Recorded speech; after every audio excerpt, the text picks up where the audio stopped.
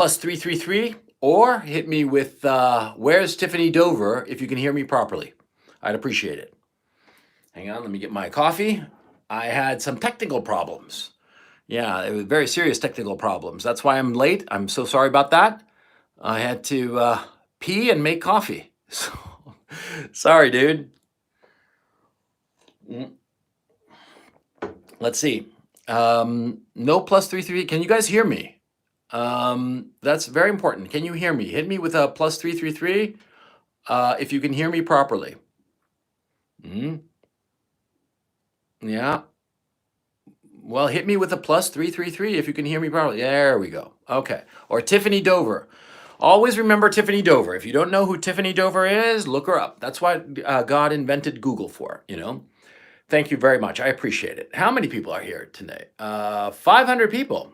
Wow. Oh, wow. A super chat. Thank you very much. Look, I'll be frank with you. I appreciate the super chats, but I'm not going to be able to read them because I got a lot of fish to fry. And I greatly appreciate it. And maybe what I'll do, I think I'll do this. I'll do like a special stream just to read the super chats and thank you all. That's very kind of you. But right now I've got like big fish to fry. As you know, a couple of days ago, I did a live stream on this channel. And to tell you the truth, what happened was that I was extremely frazzled when I did it. I did it on Thursday afternoon. It is Saturday as I'm recording this or doing this live stream. And on Thursday, I was just I was just really shocked because the events of the last couple of days had really overwhelmed me. Because in a 48-hour period, I had been kicked out of a hotel in the middle of a war.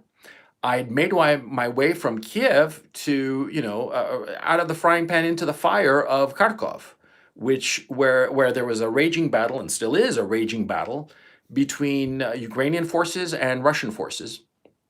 And, on Wednesday morning, I arrived Tuesday morning, and I arrived, and as I walked away from the train station, it was like the last man on earth. There was nobody around. It was the most eerie feeling. And that was Tuesday morning, the day of my birthday, as a matter of fact, my 54th birthday. And then on, Wednesday around 1 p.m., I saw my first airstrike, which was quite a shock. It was an airstrike against a target in the city, in Kharkov. I saw it from my window. It was an incredible sight. And then later on that day, in the afternoon, some thugs came looking for me. Because what has happened is that over the past last weekend or so, a video I made went viral because a Russian channel repackaged some of the content and did a 6-minute video.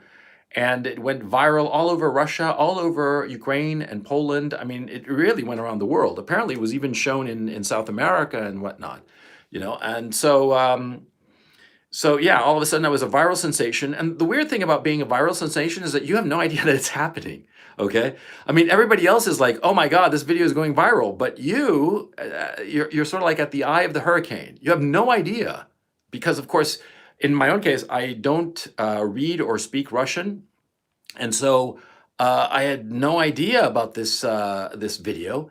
And yeah, everybody's saying that it just went viral and all the rest of it, millions of views and what have you. Very flattering, but it didn't affect me at all. No, it's just this random thing that happened to somebody else practically, although everybody looks at me now because of this video. Anyway, the point is that because of this video, that was not critical of Ukraine. I insist, I have never been critical or disrespectful towards Ukraine or the Ukrainian people or the Ukrainian armed forces. But I gave a realistic assessment of what was going on. And this realistic assessment really pissed off a lot of people. A lot of people in Ukraine and a lot of people who are quite shady. Let's put it like that. And so on Wednesday, some individuals came looking for me at my home. And they banged on my door quite a bit. They really, really wanted me, apparently. But by sheer luck, I wasn't there. And because of this, and I was warned by people there, and because of it, I have gone underground. I'm in a new location. It's a safe location. The great good fortune I have is that my children are not with me, which breaks my heart. It completely shatters me not to be with my children. I miss them so much, and you have no idea how much I miss them. And whenever I think about them, I feel really low. Mm. But the great good thing is that they are far from me. They are very safe, and so these goons will not, ever find them. And that is a blessing.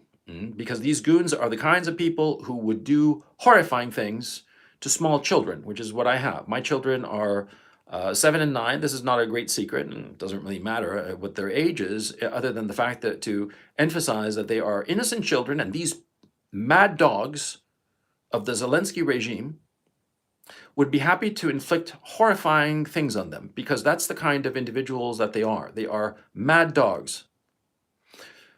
I have always stood apart from Ukrainian politics. I have always considered myself a guest in Ukraine, and therefore, like a good guest, I think it's wrong for me to interfere in the internal politics of the country, let alone interfere, even have an opinion. Because quite frankly, I am a guest. And so for me to be spouting off some opinion or other would be completely wrong. I mean, I don't go to your house and tell you how to, fix the furniture in your house. No, that's your business. And if you invite me to your home, I am thankful to you, but I will never say a word about what I think of your furniture or decor, because that is your business, not mine. And that's how I've always felt insofar as politics, whenever I live in a city, in a country rather, that I'm not a citizen of, because it's just wrong. It's wrong to talk about the politics of a country where you are a guest in that country. But circumstances have changed, obviously. And quite frankly, the fact that I was clearly targeted by government goons because of a realistic assessment of the military and political situation of Ukraine versus Russia at that time, that because of this realistic assessment, that clearly meant no offense to the Ukrainian people, the Ukrainian government, the Ukrainian nation, or the Ukrainian armed forces. Because of this realistic, even-handed assessment,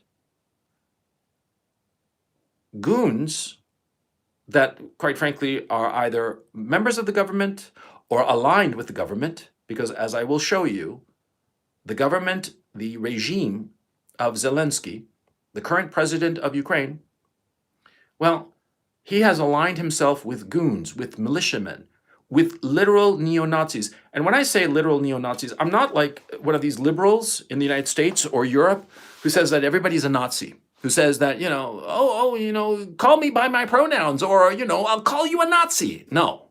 I'm talking about real neo-Nazis. I'm talking about men, individuals who are fascists, and proud of it, and say so. That's the thing that people don't seem to understand. See, the real Nazis, the real neo-Nazis, the real fascists, they don't have a problem telling you right to your face that they are neo-Nazis, they are fascists, and they have no problem whatsoever carrying out the most brutal repression if they see fit, if they think that you are not on their side. And I am telling you, over the last 2 days, I have seen videos, I have seen reports, first-hand accounts, verified accounts of the most despicable acts that these fascist militias have carried out. And I suppose that in my own case, I kept my head in the sand because I kept insisting, I'm a guest, I should be a good guest, a polite guest, and never say anything and never stick my nose in anybody else's business. But if these people decide to stick their nose into my business, come to my home, to find me, to take me away, and perhaps do God knows what to me. I mean, killing me would be, frankly, the least of it, because these are animals, and I have seen the videos of them carrying out the most grotesque tortures and executions on people who did not agree with them, on people who thought different as they did. And these are the people who are aligned with the Zelensky regime.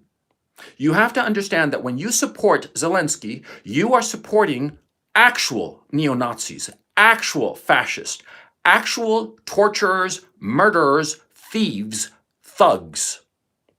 And don't give me this stuff that, oh, you're a Putin apologist then. Oh, you're against Zelensky, so you must be a Putin apologist. Fuck you. I don't apologize for anybody. Anybody else's business is their business. But when I see evil, I have to point it out. And if that, by simply pointing out the evil of these people, that makes me a Putin apologist, fine. Yeah, fine, I will ignore your criticism if you call me a Putin apologist. You know why? Because I will realize that you who called me a Putin apologist for pointing out the evil of the Zelensky regime and its militias and thugs, you are allied to that fascism, that torture, that murder, that thievery, that thuggishness. So you go ahead and call me a Putin apologist if you see fit. But that will only confirm to me that you are as despicable as these fascists. And I'm going to tell you something. I know a little bit about fascism. I lived under the government, the regime of Augusto Pinochet in Chile. And I am telling you that these people, the Azov Battalion and the other militias that are aligned with the Zelensky regime, frankly, they make Pinochet look like, the paradigm of democracy, for crying out loud. They make him look like a Boy Scout. And I lived in the Pinochet regime. I saw it up close and personal, and I know what I'm talking about. These thugs of the Zelensky regime are just despicable. They are beyond the pale. And I'm going to say something else. It's not an issue that they came looking for me. That's not the issue. The issue is the things that they have done. The things that they have done are despicable. And I'm going to talk about those things that they have done in this live stream. I'm going to talk about specifics, first and last names of their victims, and the things that these pigs have done. But I'm also going to talk about Zelensky, who this man really is. Zelensky is a puppet. And those of you who don't understand this, those who think that he is an actual president with actual power, you are naive. You are naive, or you are blind, or you are part of the cabal that knows perfectly well that he's a puppet, and you are pushing a narrative for your masters, for the people who pay you to lie.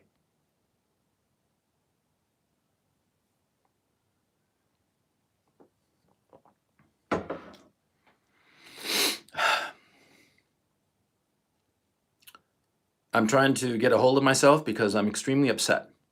The funny thing is that I'm not so upset about what almost happened to me. I think it's kind of cool. I mean, damn, man. My life has been like one big adventure, I've lived under Pinochet's dictatorship. I got an Ivy League degree. I've been a screenwriter in Hollywood and a published novelist with Big Five publishers in New York. I've crossed all of North America on my Land Rover with my dog, spent 6 months circumnavigating, the North American continent, from New York City to Boston to Toronto to Yellowknife to Fairbanks, then all the way up to the north coast of Alaska, the North Shore of Alaska rather, then to Anchorage, Juneau, then Bellingham, and drove all the way around the West Coast and across Texas and across the Deep South, and then up through the Carolinas and back to New York City. I've done that. I've lived through an 8.6 earthquake, and it happened to me when I was on the 15th floor of a building. God damn, that's when I thought I was really gonna die, okay? That was scary, okay? And here I am in Ukraine, in the middle of this Russian invasion of Ukraine. Yeah, so, targeted for assassination by, right-wing goons. Not even right-wing goons, because they're not properly right-wing, because they don't even have an ideology. They're just crazy people. They are just crazy people, and you have to understand what has happened. And it's going to take some explaining on my part. And so I urge you to be patient and understand that this has a lot of nuance. It is not Putin bad, Zelensky good. No, because life is not like that. You have to be an adult. I mean, what have I said in all of my CRP content? That you have to be an adult and you have to understand that everything has nuance, everything has complexity. And the fact of the matter is that there are no good guys and bad guys. There are simply people with interests and priorities and goals who try to achieve them as best they can. And sometimes they use noble methods, and sometimes they use methods that are low and despicable. And that's the truth. There are no good guys and bad guys. Everybody thinks of himself as a good guy. Yeah. I mean, I'm sure that Hitler thought he was a great guy. Yeah. Stalin too. Pol Pot must have thought that he was just a saint come down to earth, for crying out loud. All of these people thought they were good people. Everyone thinks that he's a good person. And in fact, many times, many people who seem to be evil turn out to be quite good. And other people who seem to be quite good on closer examination turn out to be despicable, low, evil, wrong. And you have to point it out. But you cannot reduce everyone to this black hats and white hats nonsense. You have to be an adult. You have to be nuanced. You have to dig in and understand a situation. How am I doing, by the way? There was a little thing on my phone, an alert that might have thrown me off. So hit me with a Tiffany Dover if everything is copacetic. I'd appreciate it. Let me just set myself up here. Everything copacetic? Tiffany Dover, great. Tiffany Dover. And if you guys don't know who Tiffany Dover is, please look her up. She's a victim of a despicable act, as far as I'm concerned. Also, another thing. If I wink out, I'm going to try to get back on the stream. It's not that my building got bombed, okay? What happened was that the internet went on the fritz momentarily, okay? And if I go out definitively, do not think the worst. I appreciate so many of the kind words that people have said to me. I truly do. I think it's really, I hate to use this word, but it's the truth. It's heartwarming when people say such nice things in the comment section. I so appreciate it. When people thank me for the information that I'm providing, the perspective that I'm providing, it really means a great deal to me. And I'm going to tell you this now, and I'm not going to pussy out and cry like a little bitch after this, okay? And after this, I'm just going to treat you like, fucking chat, okay? Okay. I really appreciate it, though, so that you know. I truly, truly do. Okay. So let's get started. Now, Volodymyr Zelensky is born in 1978, and he is an actor, and he's a very successful actor. He is he specializes in comedy. He's a good-looking fella, hardworking fella. There are like videos of him, and people have been mocking him in different platforms, saying that, oh, look, he's dressed up in, in drag and, and doing a gay dance or whatever. No, that's just a comedy bit. That's kind of silly. He was a professional actor who became a politician. Now, this is perfectly respectable. I mean, Ronald Reagan was a professional actor who became a politician. We don't have a problem with him now, do we? Of course not. See, just because you decide to change careers and do something different with your life, that's perfectly fine and perfectly respectable. The problem is how this happened. You see, Zelensky was an actor, a successful actor, before he was hired in 2015 for a show called Servant of the People. In this show, he played a school teacher who gives a rant on video over the corruption in Ukraine, and this video goes viral. And by circumstances, the comedy circumstances of any television series, he becomes president of Ukraine. And that seems perfectly innocent, right? Right? Well, you start digging in a little bit deeper, and you start to realize that this is all kinds of astroturf. Now, for those of you who are foreign, or who are not American, rather, sorry about that, because I'm not in the United States. I'm in Ukraine, and so for those of you who are not American, you see, there is an expression in English called a grassroots movement. That is a movement that comes from the bottom and that rises organically, like grass shooting up. That's a grassroots movement. But there's a term called astroturf movement, or astroturfed. That means when a movement appears to be organic, that rises up from the people, but in fact, it's paid by moneyed interests. And it comes from the fabric called astroturf, which is used in American football to cover the fields. American football was originally played on grass, But with modern stadiums and whatnot, they basically put this carpet of AstroTurf. It's a synthetic material. It bounces somewhat. And it's where professional football players play their game. And of course, AstroTurf is made of plastic. It's manufactured. It's not real, okay? You don't grow AstroTurf, right? You make it. You make it with money. And that's the point. An AstroTurfed movement is a movement that has been made with money. Now, the person who made Zelensky, the person who is his puppeteer, who pulls the strings on his life, on his existence, his political career, who has appointed all of the members of his cabinet, or has not appointed them, but he has been the one to decide who are the members of Zelensky's cabinet, is a man that you have probably never heard of. His name is Igor Kolomoisky.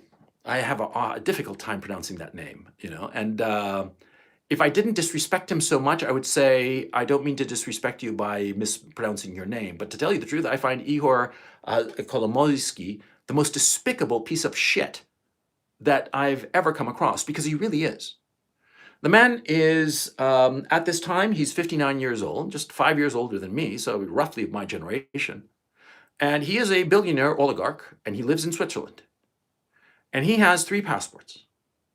Now, his passports are Ukrainian, where he was born in Dnipropetrovsk, Israel, and Cyprus.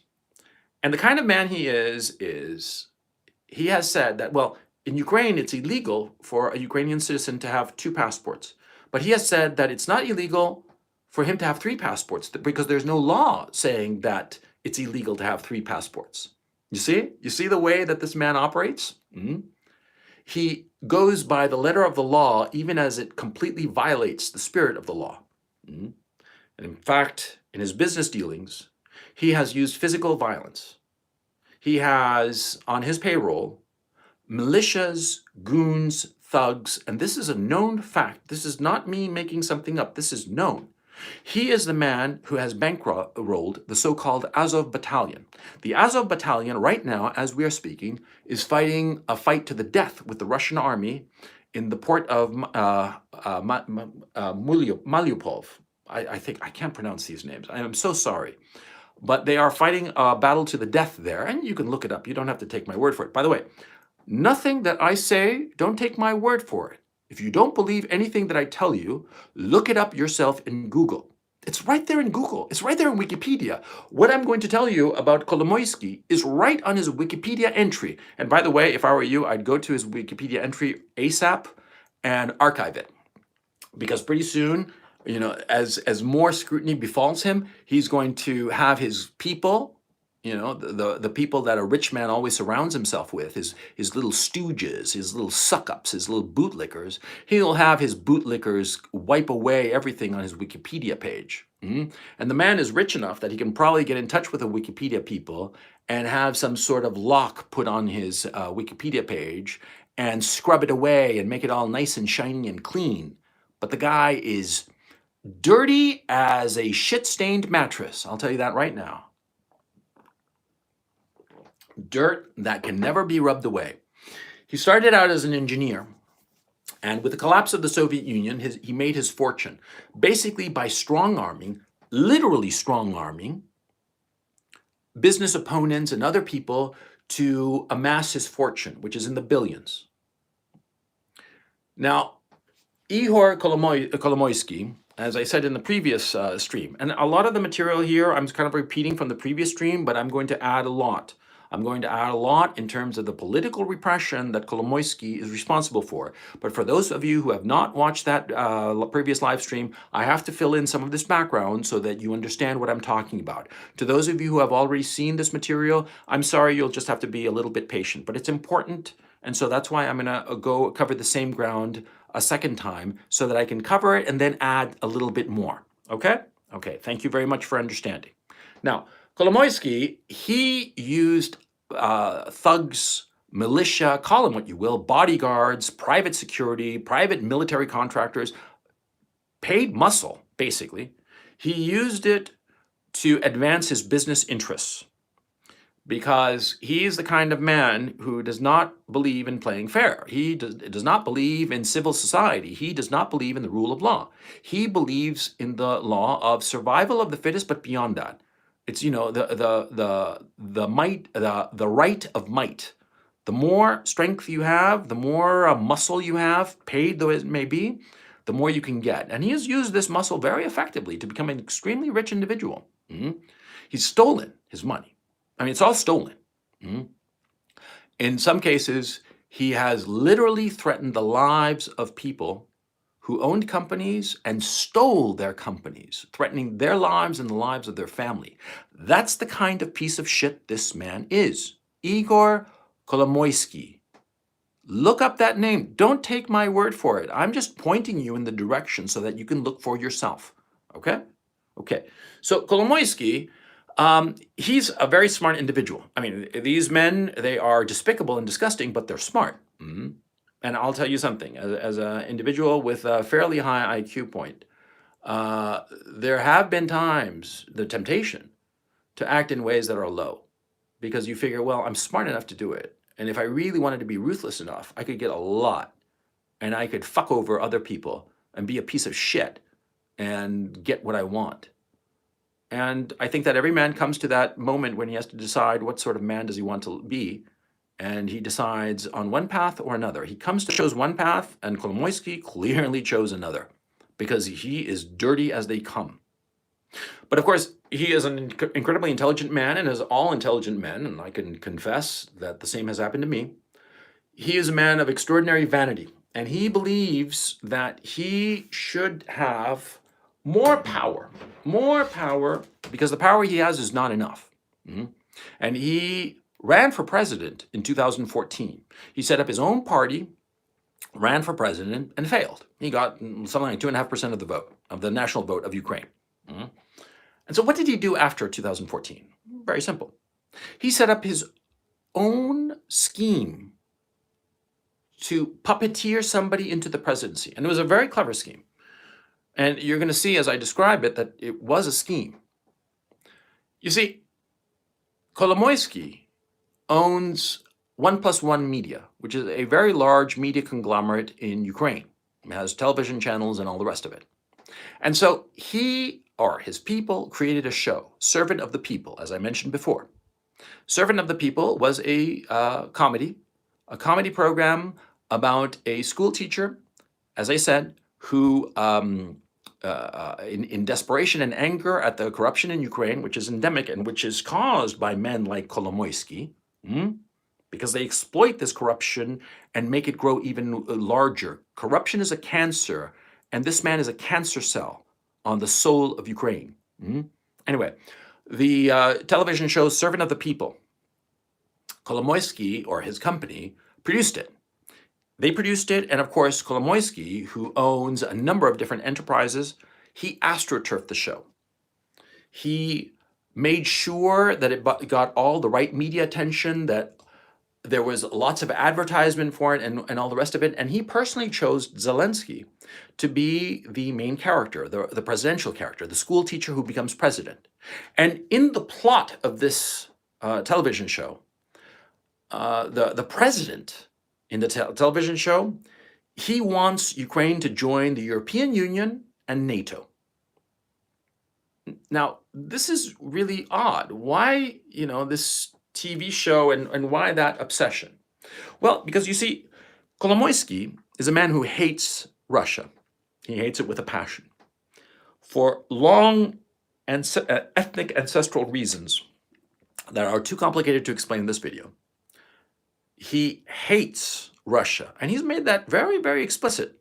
He's supported all sorts of moves and laws and movements to curtail the rights of ethnic Russians and Russian language speakers here in Ukraine. He really hates them.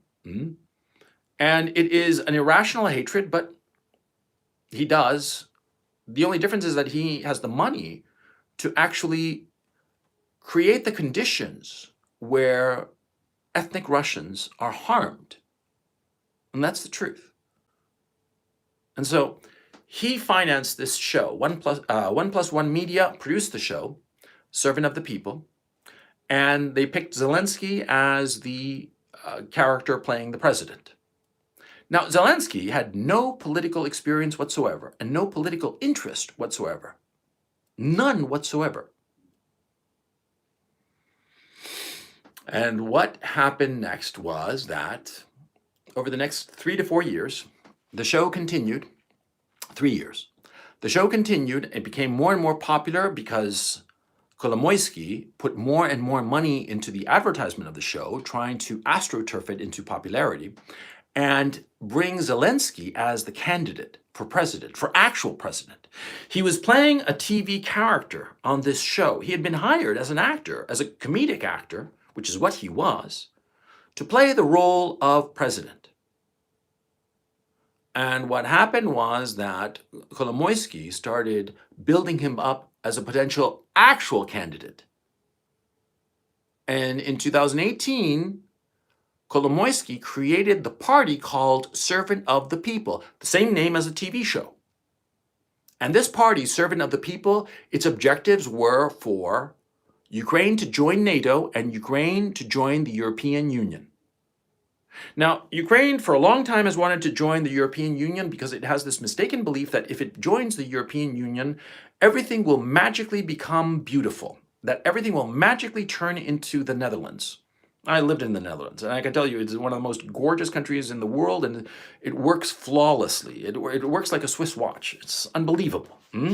But the thing is, merely by joining the European Union, your country is not going to become Netherlands. No, it demands a great deal of work and effort and all the rest of it. But the Ukrainian people, as all people, want to hear nice things. And sometimes they vote with hope in their hearts, even though they know better in their hearts. So anyway, Zelensky, as actual presidential candidate, all of a sudden started taking off. And you see, the media campaign tried to blur the difference between Zelensky, the character on the TV show, and Zelensky, the presidential candidate. And that was a deliberate strategy. And so that people felt that he could actually be president. And again, it seems as if I'm putting down Ukrainian people when I say that they believed it. But frankly, all populations tend to believe in foolish things that politicians promise them and later regret it. I mean, look no further than the United States, Great Britain, France, because people are like that. Because on a bell curve of IQ points, 100 is the average. What does that imply? It means that half the population is below average. Now, doesn't it? Yeah, that's what happens. And that bottom half, they get your vote just as good as yours. Yeah, that's what basically happens. And that is an unfortunate reality of a democracy. And these people are very easily manipulated. And it's not just, the people on the left side of the bell curve. No. It's also people on the right side of the bell curve who have hope in their hearts, because we all have hope in our hearts. And when somebody tells us pleasing lies, they are so pleasing that we tend to believe them. And that's what happened. Okay? And by saying this, I am not belittling the Ukrainian people, because all human beings of all races, all creeds, all nations, we all have hope in our hearts. And when somebody tells us pretty lies, we find it extraordinarily difficult to say, no, that's not true. You're telling me a lie. Because we don't want to believe that it's a lie. We want to believe that it's possible, and that's a human flaw that we have, okay? And these low men exploited that human flaw that we all have and convinced the Ukrainian people to put Zelensky in the office of the presidency. That's how he was astroturfed. Now, Zelensky was the president, but the real power was Kolomoisky from his chateau in Switzerland, because that's where he lives, in Switzerland. He does not live in Ukraine. He lives in Switzerland, and from Switzerland, he was the one who appointed Zelensky's cabinet. Or, again, I'm making the mistake. It's not that he appointed them, but the president officially appoints a member of the cabinet. But Kolomoisky was the man who selected the cabinet. And he selected his friends, and he surrounded the Zelensky regime with thugs, with violent men. And because Zelensky was a puppet of Kolomoisky, he put more money into the Azov battalion, more money into the neo-Nazi movements. And this is the bizarre thing. You see, Kolomoisky, Zelensky, and roughly 2/3 of Zelensky's cabinet are Jewish. And so it's just bizarre that Kolomoisky would fund a neo-Nazi group that one would assume would be anti-Semitic. But you see, muscle is muscle. And what Kolomoisky clearly wanted was muscle. He didn't care if they were neo-Nazis. And they are, by the way. And they're avowedly neo-Nazis. They don't go around pussyfooting about it. They're like, yeah, I'm a Nazi. That's what they say. And I'm sure somebody's going to clip that and use that as a meme against me, but I don't care. That's how they act. That's how these people are. So, right. Kolomoisky funds Zelensky's campaign. He wins the election, and it was dirty. By the way, it was a dirty election, because Ukraine has been exceptionally corrupt for quite a long time because there was corruption in the 90s. But what happened was that a lot of Western powers, Western leaders, people like the Biden family, for instance, found out that Ukraine was essentially a piggy bank. They could go to Ukraine, and for some empty promises, they could get a lot of money. I mean, Hunter Biden got a couple of $1 million a year or something, or more, as salary for a no-show job as a director at Burisma, the Ukrainian energy company. See? And lots of other European and British politicians, Canadians too, they got their slice out of Ukraine. It was their own private piggy bank. A corruption pushed forward by the oligarchs of Ukraine. And Kolomoisky is, it seems to me, the most brutal of these oligarchs. And of course, an oligarch like this has no problem paying off all sorts of politicians all over the world, because it's to his benefit. If he pays off a politician, the politician will help this oligarch out insofar as business deals and whatnot, regulatory exemptions and so forth and so on, giving them monopoly control over certain industries in certain countries. That's the way these oligarchs operate. They pay off the right politician and they get their way unfairly to the detriment of the people. Monopolists are vampires. Oligarchs are vampires. And don't give me this bullshit, like Warren Buffett. He's such a nice man. No, he's not. He's a piece of shit. Warren Buffett, yes. And if you look into Warren Buffett a little bit, you realize that he's not this, rich uncle, this rich Santa Claus who has your best interest at heart. No. He's all about fucking you over with his insurance companies, right? You just have to dig a little deeper, and then you realize that he's a piece of shit, just a different kind, a different class, a different smell of shit from Kolomoisky. Okay? But they're all pieces of shit because they all look at you like cattle. They look at you, they look at me, and they have no trouble whatsoever milking you for all you're worth or slaughtering you for their advantage. Okay, so going back to this story here. Kolomoisky, for the past 8 years, has been funding the Azov battalion, the neo-Nazi movements, all kinds of militias, paramilitary groups that are all aligned with the Zelensky regime. Now, the Zelensky regime insisted on joining NATO, insisted on joining the European Union, and this created an existential crisis for the Russians. It's as simple as that. The Russians realized that they could not afford, under any circumstances, to have Ukraine join NATO. Now, a lot of people in the United States do not seem to understand this, so let me give you who are American, you who are listening to me now, let me give you the point of view of the Russians. Suppose that the Chinese become friendly with Colombia in South America. They become real friendly, and they enter into this joint military alliance. That's pretty weird, right? I mean, China and Colombia, they're separated by the Pacific Ocean. It's a pretty big ocean, right? But they get into this military alliance, and then Venezuela joins too. And then Panama soon enough joins. And then Guatemala joins this Chinese military alliance because they all claim to be equal members of equal status, but the biggest rooster, who is it? China. China really controls this military alliance. And China makes all these countries buy Chinese weapons, very expensive weapon systems. And it basically just twists their arm just a little, but still twisting their arm. Because, see, these guys, they realize that they only need to get their arms twisted a little bit to realize I'm going to pay up and buy these weapon systems, because or else the Chinese are just going to flat out break my arm, and the next guy who's president of my country is going to buy their weapons anyway. So there's no resistance. Resistance is futile to the American military-industrial complex. I mean, the Chinese military-industrial complex. So anyway, the Chinese get into this alliance with Colombia, with Venezuela, right? And it's not an alliance that sells weapons to these countries, but like with no purpose, because they don't have an enemy. But then this alliance one day decides, we should say that our primary adversary is the United States. Yeah, but we're building our alliance, it's just mutual protection, mutual defense. And, Honduras joins, and Nicaragua joins, and Costa Rica joins.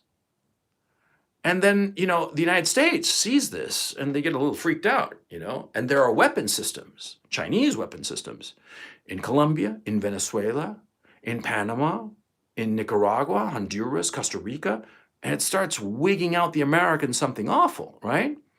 And they say, don't get Mexico to join. Okay, I understand you have your security concerns, but don't get Mexico to join, because then it affects us, because Mexico is our buffer.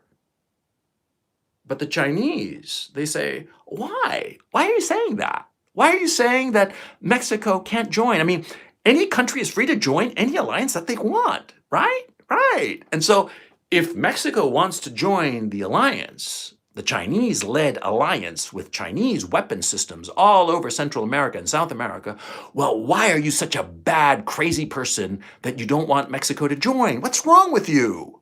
Huh?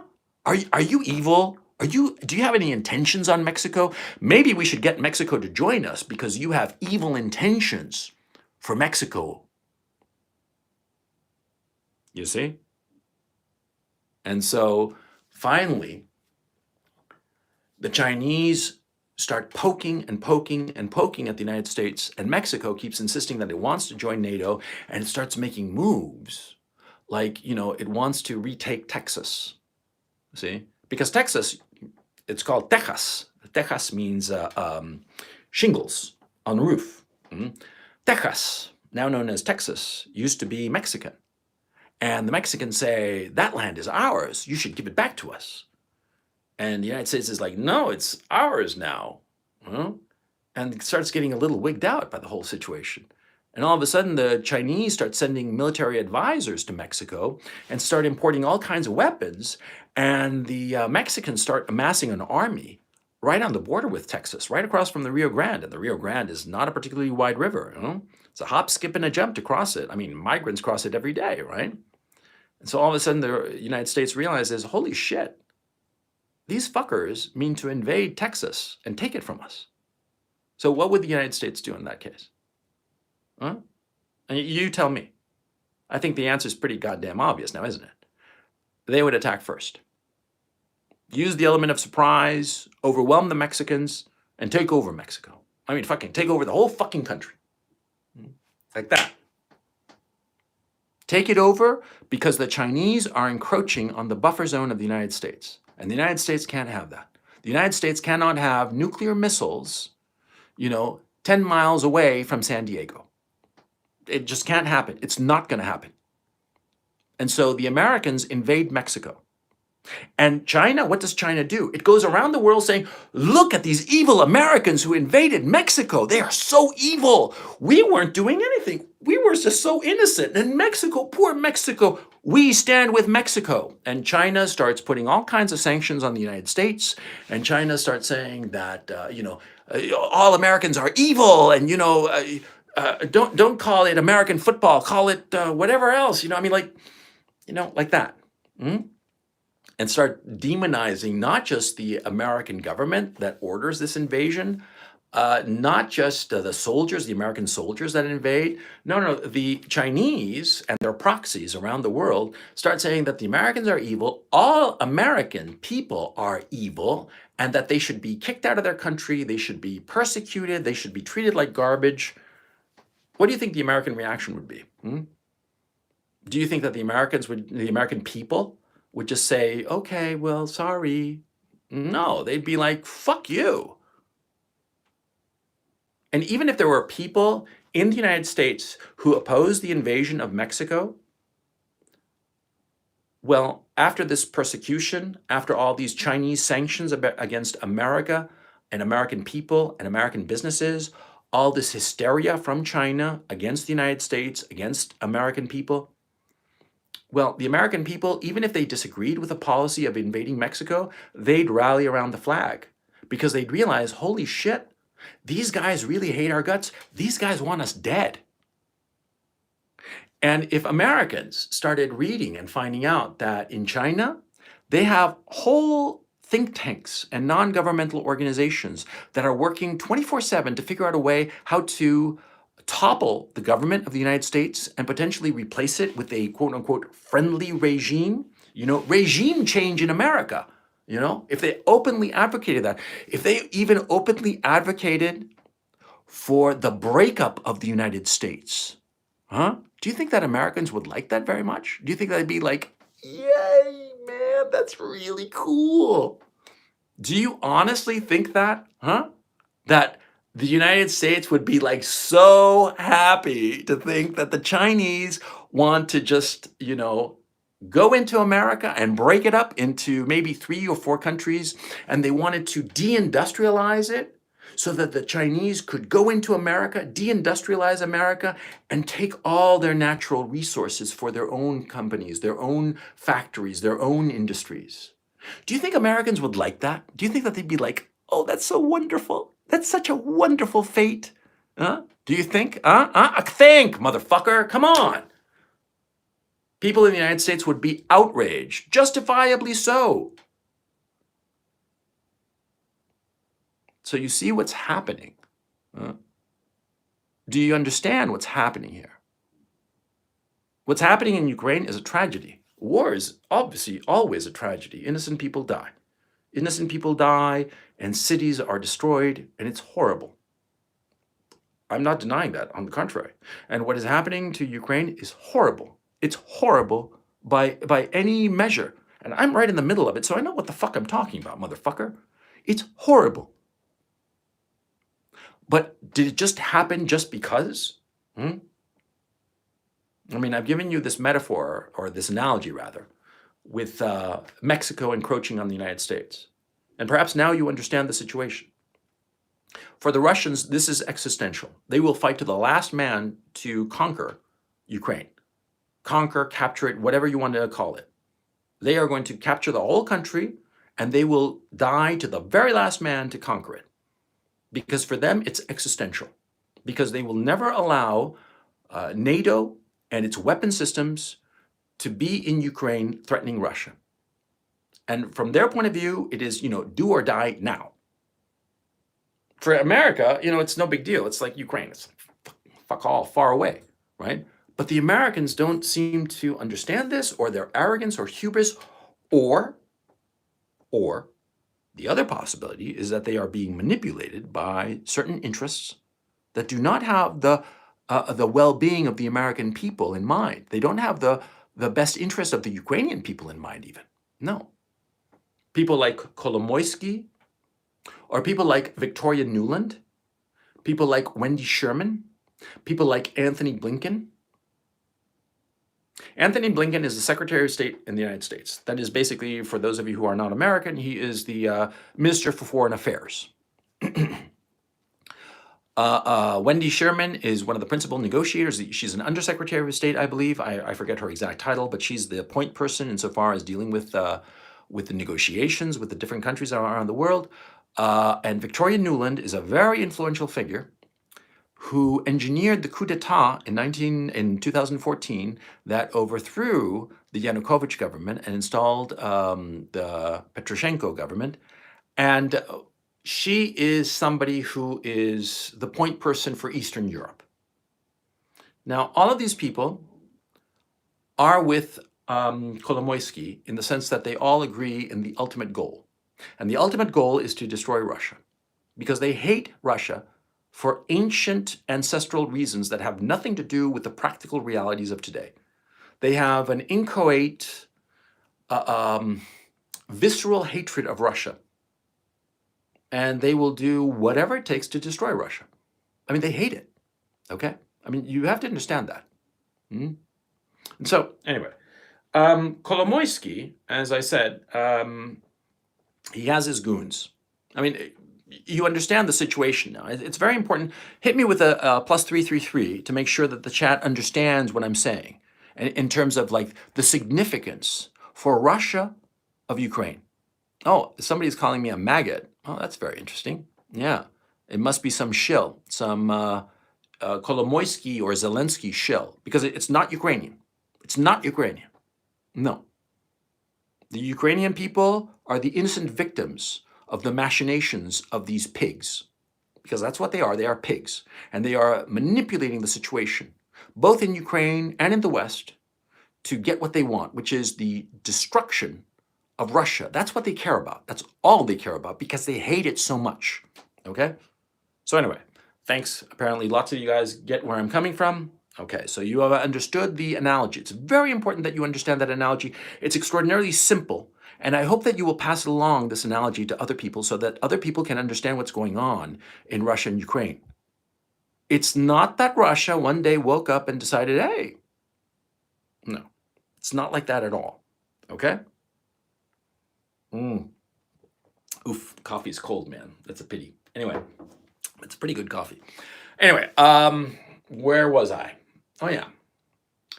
You see, Kolomoisky surrounded Zelensky with his people, and his people controlled the Zelensky government, and they pushed relentlessly for Ukraine to join NATO. And another thing that is becoming increasingly apparent is that, see, the Ukraine government, the Zelensky regime, was getting ready to invade the breakaway republics of Lugansk and Donetsk. And how do we know this? Well, because as I'm speaking to you now, the Russians are about to capture between 45,000 and 60,000 Ukrainian soldiers who are positioned in far eastern Ukraine. And they're positioned there, the bulk of the fighters of the Ukrainian army, because they were about to they were about to launch an invasion of those two breakaway republics. And quite simply, the Russians beat them to the punch. That's basically what happened. The Ukrainians had amassed their army. And remember when the Americans kept saying that, oh, you know, Russia is amassing its troops on the border. Russia is amassing its troops on the border. What does it want to do? Why is it doing that? What's up with what's going on with that?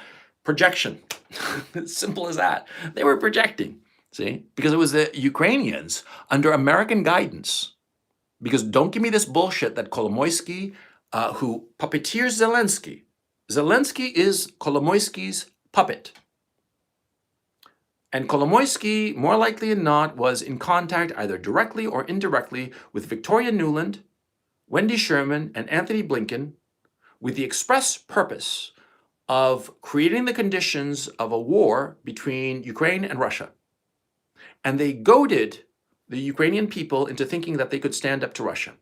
Russia has a stronger, bigger, better equipped, better led military than Ukraine. And that's a fact. And that is not belittling the Ukrainian armed forces. It is simply a statement of fact.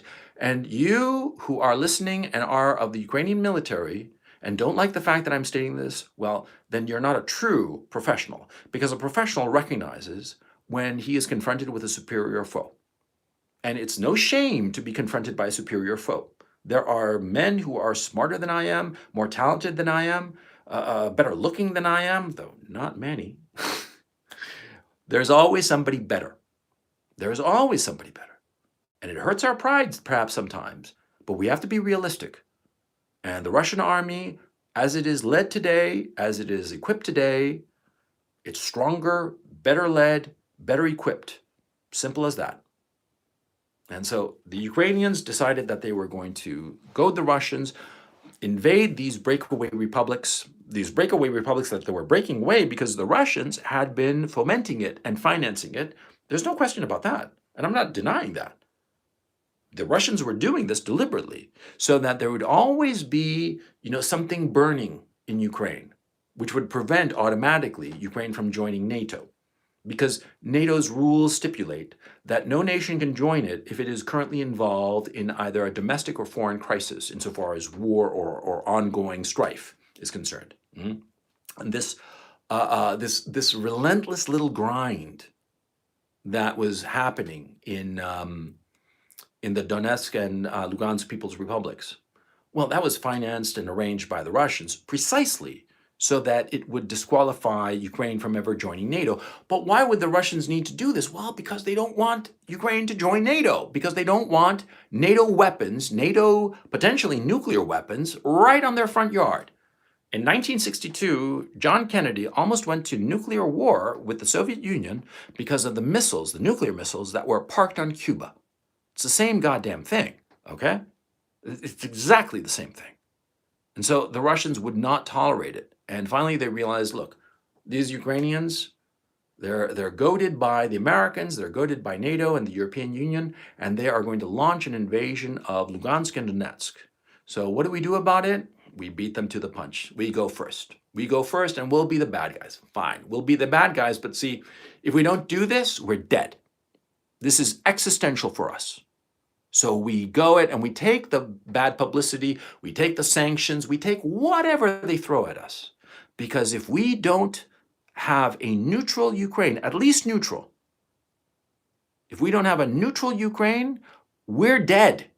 Because they're going to have nuclear weapons right in front of our door. And they can carry out a first strike and destroy our entire nation. And you can say that the United States has no such intention, then why are think tanks talking about regime change in Russia and breaking up Russia into 4 or 5 or even 8, 9 separate countries, balkanize it? Why are these think tanks doing that? Riddle me this, Batman. What's up with that? Because a lot of people, for ethnic and religious reasons, hate Russia and they want to see it destroyed. That's the reason. And very few people like talking about it, but that's the truth. And I have no dog in this, I don't have any dog in this fight. Hell, I'm Chilean and Roman Catholic, man. I mean, as far removed from this shit as you can possibly get, for crying out loud. I mean, I'm practically a Martian insofar as this conflict is concerned. And therefore, I can look at it and say what's really going on. And it's this bizarre ethnic hatred for Russia that is fueling this bullshit. Because on top of that, the Russians don't have any designs for Europe for 2 reasons. Number one, they're not interested particularly in Europe.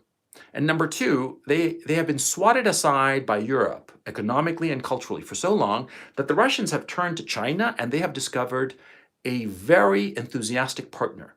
And the Russians are realizing that their future lies with China, not with the West. Insofar as Russia is concerned, Western Europe is dying. The United States, as far as Russia is concerned, is dying. China, Southeast Asia, South Asia, that's the future. India, Bangladesh, Sri Lanka, Vietnam, and China, as I said, and of course Indonesia. The Russians are realizing that that's the future. And that's where they have to point their efforts, invest their money. They look at Europe as just a lost cause because the Europeans for now decades, for 3 decades, have consistently rejected the Russians. And so what happens to a guy who constantly chases after some girl and the girl keeps rejecting him? He finally gets bored and starts looking around and he finds, oh, look at this bookish little Asian girl. But she's so nice to me and she cooks for me and cleans for me and treats me nicely and is happy to see me whenever I show up. And so what the fuck you think the guy's gonna do, man? He's gonna blow off the cheerleader who kept, sticking her nose up and like walking away from him. He's gonna blow her off and go with the bookish little Asian chick who turns out to be sexy as hell. That's what's going on with Russia. Russia is not interested in conquering Poland or some bullshit like that. They just want to have a Western bulwark, a neutral zone. Belarus, Ukraine, they'd really like it if Estonia and Latvia and Lithuania stopped being part of NATO and just went back to their neutral status as before. Oh, you're welcome. Thank you for the super chat, and I'll thank the super chatters, and thanks very much. That's very kind of you.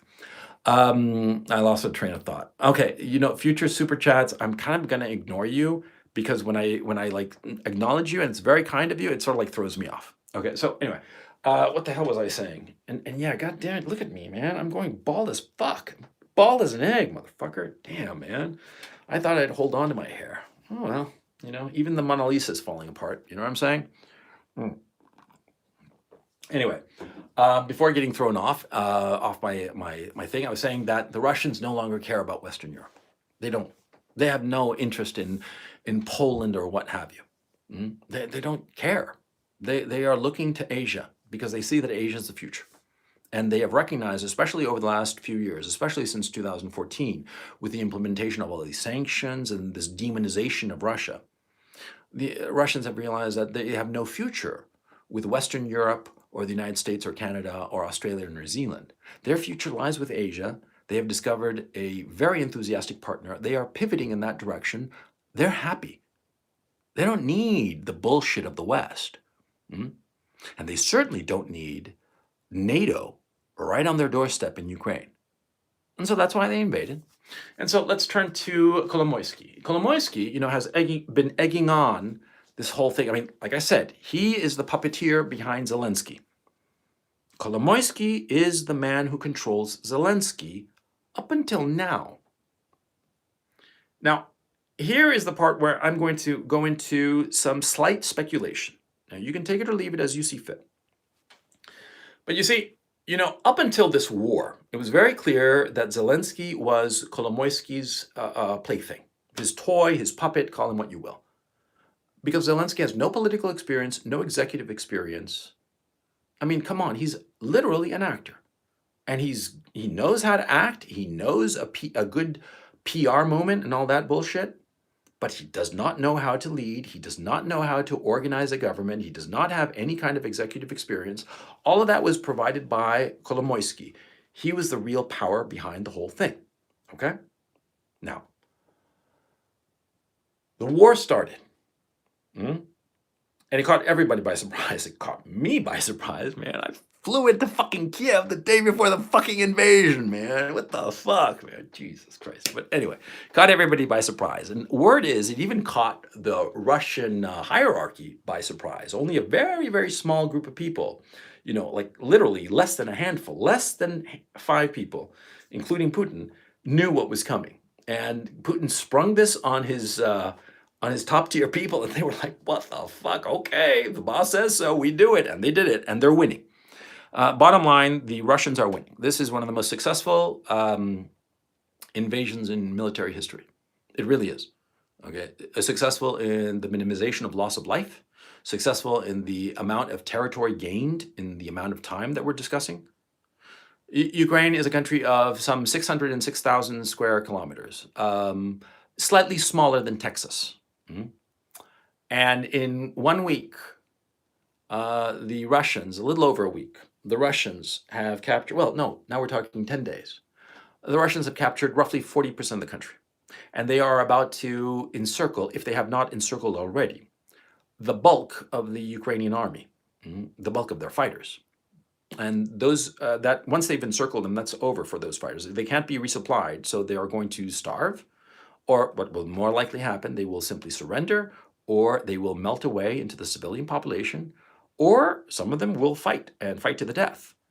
And the Russians are clearly prepared for any one of those 3 eventualities, or frankly, all 3 is going to happen, because some are going to desert, some are going to surrender, and some are going to fight to the death. That's the way things are, of course, especially when you're talking about an army of minimum 45,000 men, and there are even estimates as high as 100,000, but that seems a little excessive.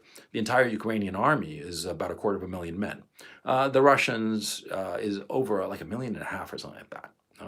So anyway, insofar as the military achievement is concerned, they're winning. They're winning decisively, and their strategy has been very, very simple. They advance, and when they hit any resistance, hard resistance, they surround that resistance. and they wait it out. They wait it out and start turning up the heat. What? Because that's their strategy. It's called the cauldron. They hit an obstacle, envelop it, and once it's completely enveloped, then they just turn up the heat. That's where the name cauldron comes from. Yeah? It's extremely effective. Okay? And so, anyway, the Russians are winning. Once they capture this army, it's over. Militarily, it's over. Okay? And here we come to the great problem. You see, it is clear at this time that Kolomoisky and Zelensky himself have lost control of their own government. Okay? And why am I saying this? Or how am I? It's very simple. You see, Kolomoisky is a gangster. And that's what he is. He is a gangster no different from, Meyer Lansky or Bugsy Siegel, but certainly not as romantic. He's just ruthless and bloody and disgusting and despicable. He's a fucking pig. And he has funded the neo-Nazis, the Azov Battalion, all the rest of these people. Now, he has funded them, and they are goons. They are thugs. And what is clear is that with this invasion, the more sensible people, the more executive people, the more moderate people have been shoved aside as the situation has very clearly deteriorated. Because the Ukrainians, and I've said this many times before, the Ukrainians are winning the war on Twitter. They are winning the PR battle. They are winning the war of public relations. But the Russians are winning the actual war, the war on the ground.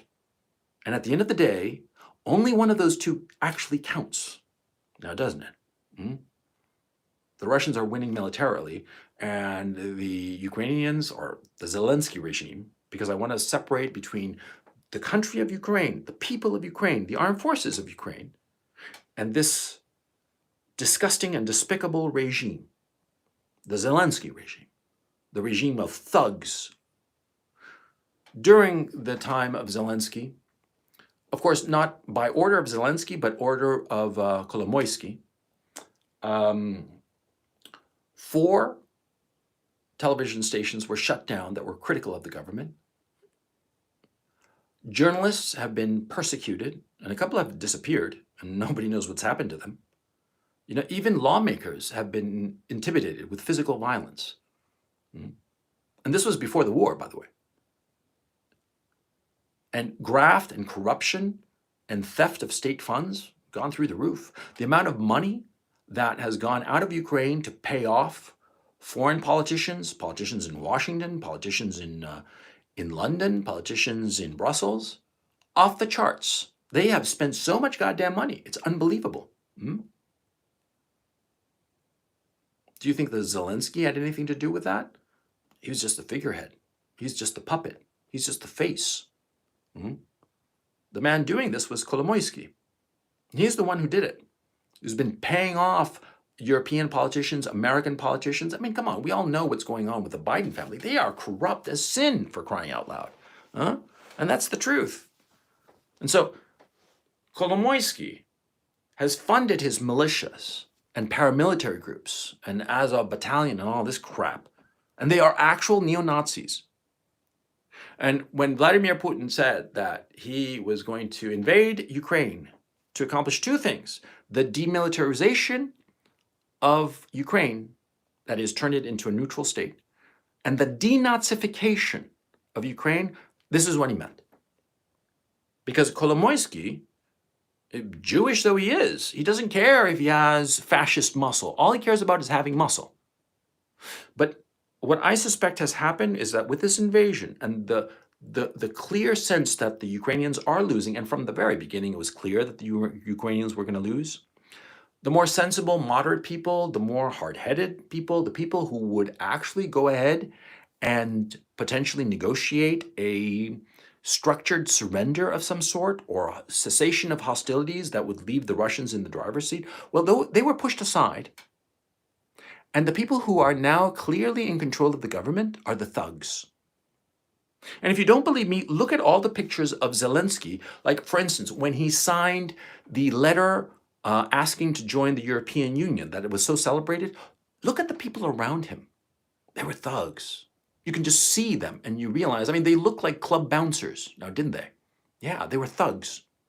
And look at the people who negotiated with the Russians in Belarus. Because recently there has been a series of talks, because the Russians, when they go to war, the Americans, when they go to war, they cut off diplomatic relations and just go to war and kill everybody. And that's what they do. But the Russians are very different. When they go to war, they continue with diplomacy because they try to work out, because they see war as a continuation of diplomacy.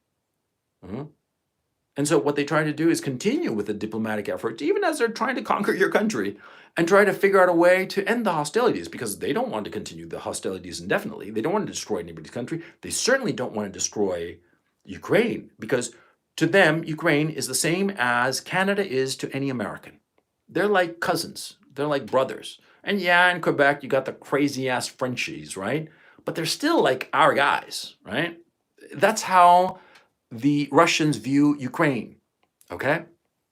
And Ukraine is, and I do not mean this in any sort of disrespectful way, but they are very similar to the Canadians in that relationship between Canada and the United States, Ukraine and Russia, in that they're gentler, they're softer, they're more polite. I would venture to say that perhaps you could even say that they are kinder. Mhm.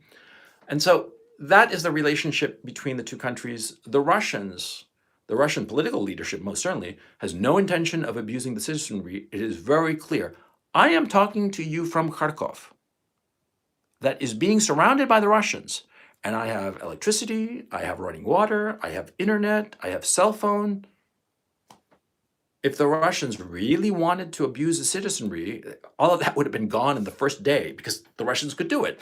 If the Russians wanted to level Ukraine, it would take them maybe 12 hours. And level them with, non-nuclear weapons, okay? And they could do it easily without breaking a sweat, okay? I mean, they just say the word and Ukraine would be leveled from end to end if the Russians wanted that. They don't want that, because if they wanted it, they would have done it already. They just want the military to lay down their weapons. And the problem is that the Zelensky regime realizes that the game is up. And the fascist neo-Nazis realize that they are dead men. That's what's going on. And so that's why this war is prolonging itself, because the neo-Nazis in the Zelensky regime realize that if they lay down their weapons, they're going to be killed by the Russians. The Russians, unfortunately, have said this. That's the issue. They've said that they know who the Nazis are, and they're going to get them. They're going to get every last one of them. They've said so. And they've said that they have no trouble whatsoever and no problem whatsoever with an honorable, decent member of the Ukrainian armed forces. But to all the neo-Nazis, all the thugs, all the lunatics, the Russians have essentially said, you're dead. And that's why it seems to me, and this is, here we go into my supposition. My supposition from what I have seen so far is that the Ukrainian government, the Zelensky regime, is now controlled by the thugs that Kolomoisky put in there. And frankly, I don't think that Kolomoisky has any control over them anymore, because these thugs realize that the game is up and they are dead men. And so they are no longer paying attention to Kolomoisky, much less Zelensky. Zelensky is their puppet. He's just their skin suit, frankly. They realize that what they have to do is fight to the very last Ukrainian man, woman, and child. Because if they get captured by the Russians, they're dead. And so they are going to do everything in their power to avoid that fate. That's what's going on now. And that is why every day, the Ukrainians, or let me phrase it, the Zelensky regime creates a situation that will lead to a foreign policy disaster for the Russians, like yesterday, or the day before yesterday, or yesterday. I'm getting the days mixed up, because it's been fucking intense. I'll tell you that right now. I mean, no kidding. It's been intense as all get out, man. It's a fucking war, man. Look, parentheses here. The death of people is tragic. I'm not saying that at all. I'm not denying that at all. But the whole thing is very exciting, man. I'm not gonna lie. Maybe I'll do a live stream discussing what it's like to be in the middle of an actual war, an actual old-fashioned 19th century war, because that's what this is. It's incredible. Anyway, And I lost track of what I wanted to say. Yeah. So these militias, neo-Nazis, all the rest of them, they're going to fight to the death. And that's why 2 days ago, yesterday, um, when the Russians invaded from the north, they quickly captured Chernobyl, the site of the 1987 nuclear accident. Now, of course, those reactors are still very dangerous, the ones that melted down, and a couple of the others still work and, in fact, provide electricity for Kiev. Now, the Russians arrived and they quickly came to an agreement with the Ukrainians that were fighting in that area, and they agreed to a mini ceasefire around the Chernobyl plant. And as professionals and as gentlemen, the two sides, the Ukrainian army side and the Russian army side, they have joint control of the nuclear power station at Chernobyl. And there's video floating around of the officers of both sides, supervising the operation. And they've come to a modus vivendi, which is, of course, the most sensible thing, because, of course, the Russians have their political aims. The Russian army has its political aims of capturing Ukraine. The Ukrainian army has its aim of preventing that capture. But for the greater good, for the greater security of all people, of course, they're not going to go to war over the Chernobyl power plant. Of course not. They're not going to create the conditions of some accident happening, some military accident happening, and God knows what occurring to innocent people, millions of innocent people. No, they acted as sensible, decent people, and they have come to an arrangement, and all good. The Russians captured the Zaporozhye nuclear power plant, and at 2 a.m. Friday morning, local time, all of a sudden, a squad of Ukrainians, but it's not clear if they were regular army or if they were paramilitary or Azov battalion or some other of these crazy-ass goon squad people in the Zelensky regime. Well, they showed up with some RPGs. That's rocket-propelled grenades. And they started firing those rocket-propelled grenades from the Zaporozhye power station, deliberately trying to draw Russian fire against them. Why? To create the nightmare public relations scenario of the Russians setting fire and shooting on a nuclear power station. Immediately when this happened, Zelensky went out with a statement saying that he denounced it, that the Russians were going to explode the power station, and the whole of Europe was going to go up in flames because of the crazy Russians. The crazy Russians did this. And it had nothing to do with the crazy Russians, and it had everything to do with Zelensky provocateurs. That's the truth. I'm going to say something else too that a lot of people are going to be upset about in Ukraine. They're going to be very upset about, but I'm going to say it. There was a rocket attack a few days ago, 3 days ago, that fell on an administrative building in the middle of Kharkov. Okay, actually not too far from where I live, about a kilometer away, a little over, about a mile away, perhaps 2 kilometers. 2 kilometers. Let's put it at that. Close, right?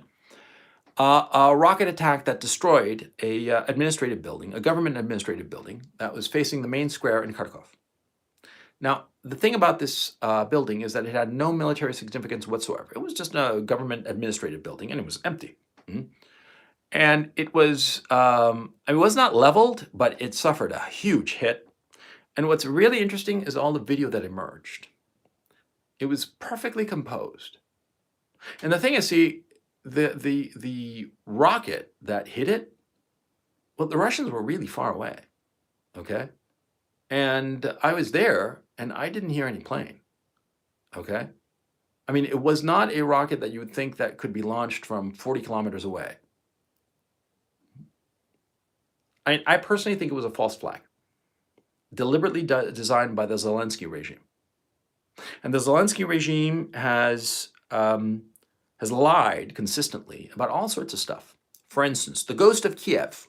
The ghost of Kiev, who was this ace pilot who shot down 6 Russian planes on the first day. And then it was like 13 planes in like 2 days. Yeah, right. Yeah, sure.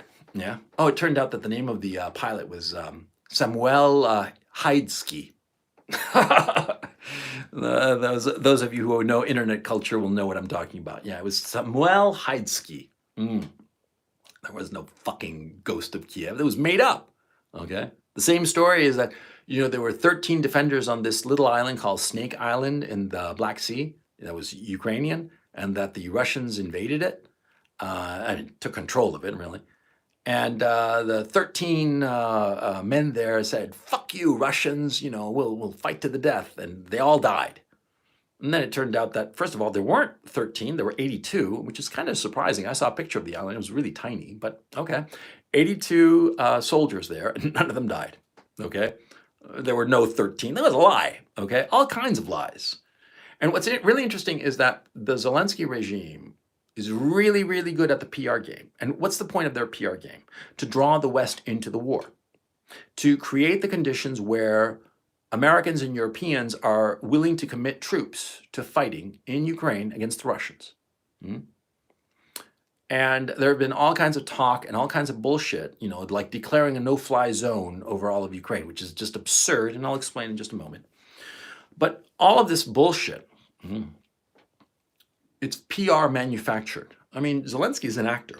And Kolomoisky, he believes in PR and manipulating public perception to get his way. That's how he got a president into office in Ukraine.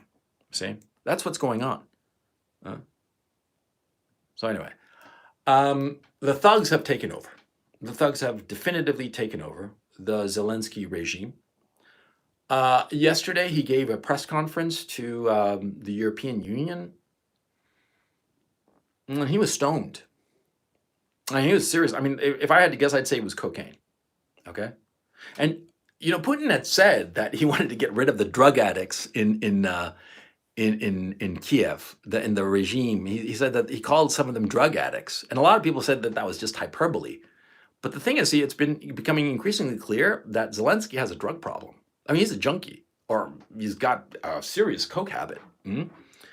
And, probably, bought all that coke with some of his $1 billion.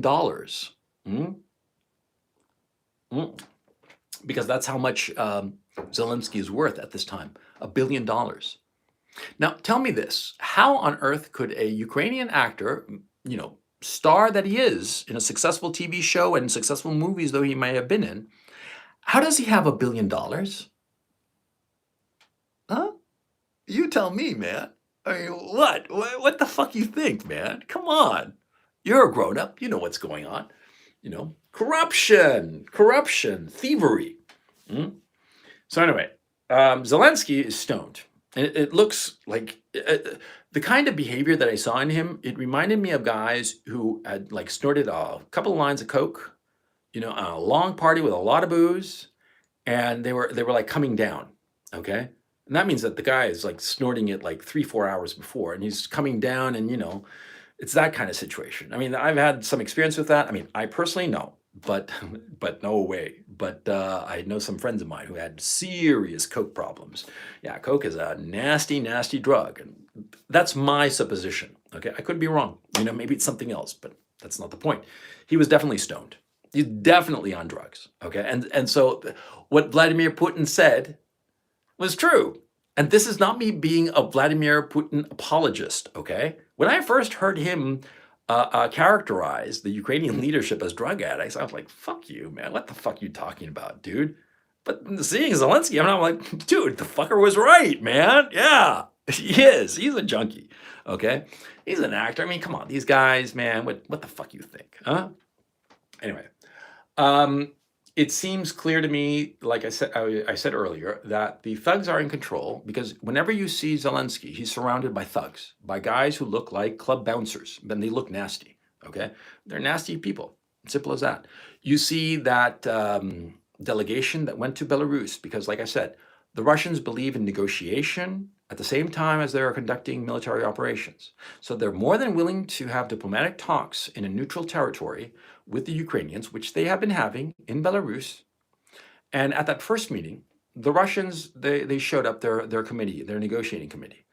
And I looked at those guys and I'm like, dude, man, those guys could be my uncle, okay? in the sense that I know that type really, really well. They are very quiet gray men, corporate, best education, best universities, very well dressed, rich men, but very, very quiet, very low key, very professional, extremely dangerous, but in a not like a thuggish way. I mean, they're not going to pull out a gun or anything like that, but they'll fuck you over with like the right lawsuit at the right time, right where it hurts, like that. Okay, they'll fuck you over that way. They'll fuck you over legally. Okay, because they are honorable citizens. Yeah, they are the gray men who we want to run things because they know what the fuck they're doing. And I looked at that Russian delegation, and again, this is not Putin apologia or any shit like that. This is just an evaluation of the men that I saw, and those men the Russians who are in that negotiating committee, they're professionals. They're meant to be taken seriously, and they're guys who are tough. I mean, they're real tough, right? And then I looked at the Ukrainian delegation. They were dressed like thugs. They looked like thugs. They acted like thugs. They were thugs. They were thugs outright. And look at the picture. You don't have to believe me. Look at the picture. Look at the picture. Google it. It's the first negotiation meeting between the Russian delegation and the Ukrainian delegation in Belarus. Google that and you'll see the picture. It's very clear. On the left-hand side are all these gentlemen from Russia who are there to negotiate. And on the right-hand side are a bunch of thugs. Yeah. I mean, you look at those guys on the right that were representing Ukraine, and they looked like the entourage of some white guy rapper. You know what I'm saying? Yeah, that's what they look like.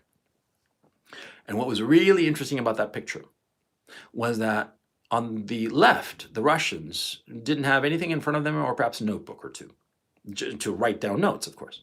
But on the right-hand side, the Ukrainian delegation, these thugs, they had their cell phones out. Now, I've been in a number of business meetings over the years, and very serious ones, some of them.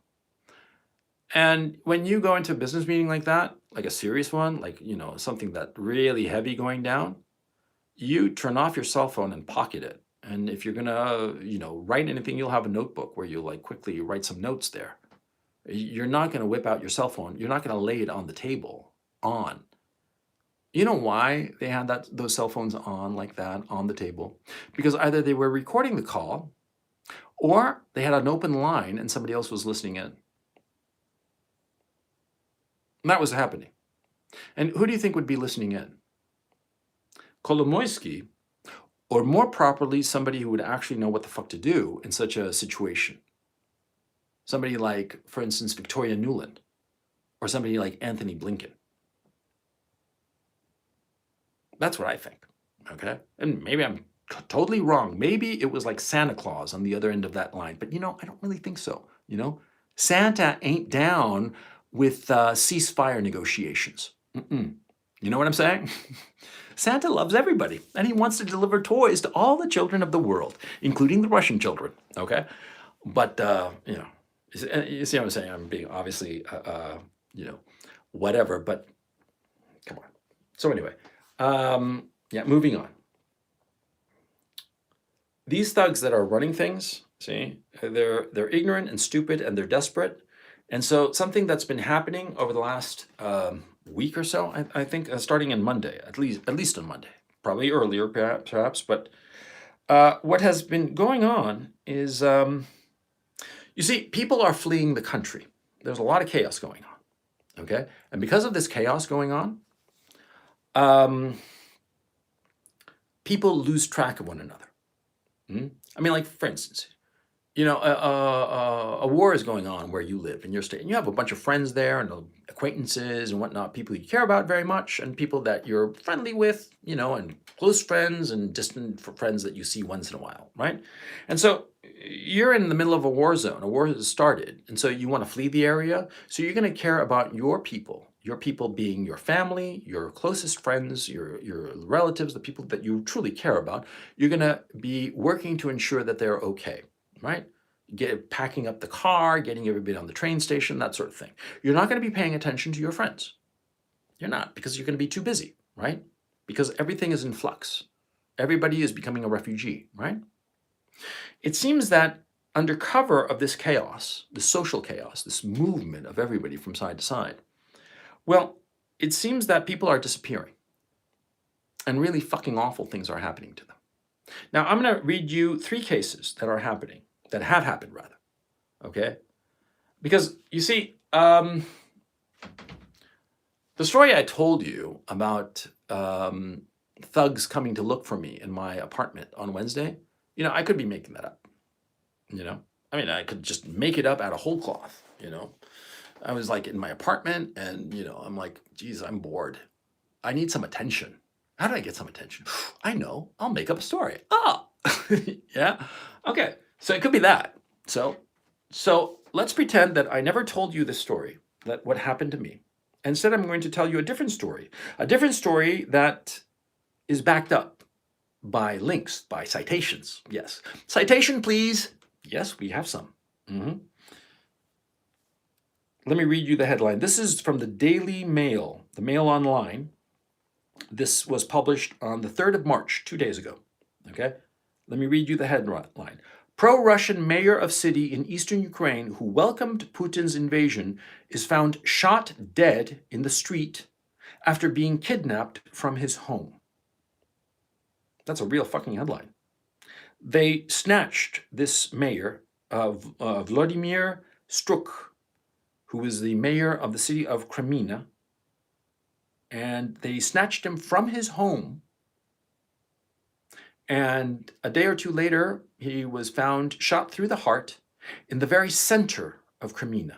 They dumped his body in the middle of the city. Now, of course, when you do something like that, when you assassinate a mayor and dump him in the middle of his own city, that's to send a message of shut the fuck up, don't fuck with us, don't say anything that we don't fucking like. That's the message that's being sent, okay? That's what they did to this poor mayor. And the city of Kreminna is a small city, 18,600 souls. Ukraine has a population of 45 million people. It has major cities, 3 major cities that have over 1 million people each. I do believe Kiev has something like 2.7, Kharkov 1.4, and Dnipro, I think like 1.1, but I could be wrong. But it's roughly along that area. It's not important really. Kreminna is tiny. It's a small city, and without disrespecting this mayor who is dead, Mayor Struk, he was a minor politician, a minor inconsequential thorn in the side of the Zelensky regime. Do you know what an official of the